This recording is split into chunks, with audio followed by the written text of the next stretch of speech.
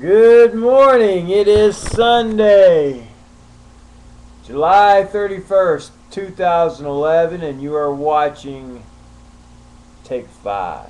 And I'm a little tired, and that's coming across. I'm just being real with you here. Ow. But we are in Mark chapter 3. Got a very interesting passage here today. You might learn something.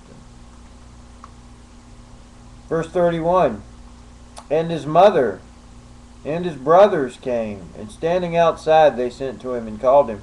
And a crowd was sitting around him, and they said to him, your mother and your brothers are outside seeking you. And he answered them, who are my mother and my brothers?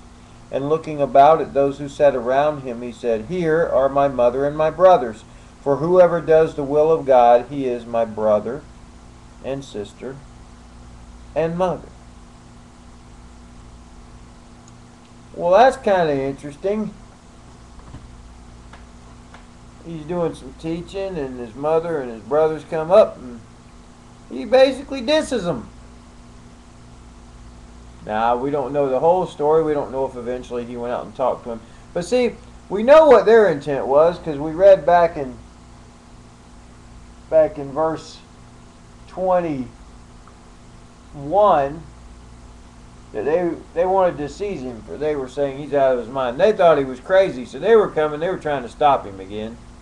Maybe not his mother. I mean, his mother, she knew who he was. You know, she got the angel telling her you're going to have a child. And you know the Christmas story.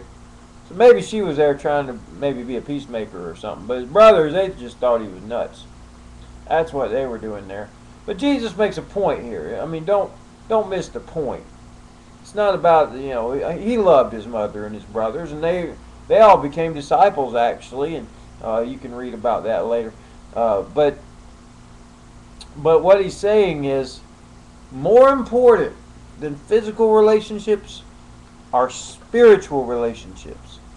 And I am thankful that my mother and my sister are both Christians, and that relationship is much more important.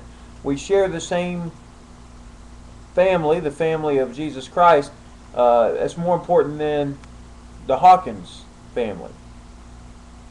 Now that's important, and if you can get a double dose where you get your brother or your sister or your mother or something like that's also a Christian, that's a blessing.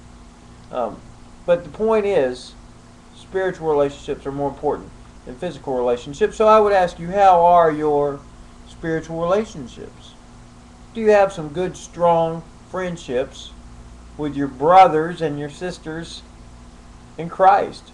And you should have a few of those who are like mother and father figure to you, those that you look up to, and a little older maybe you get advice from. And you should have some that maybe are some sons and daughters too. Those are some younger disciples that you're mentoring, you're teaching along the way, or at least setting an example for. And certainly you could do that in a Sunday school type program where you're teaching children, or even if involved with the youth, or just hanging out with them.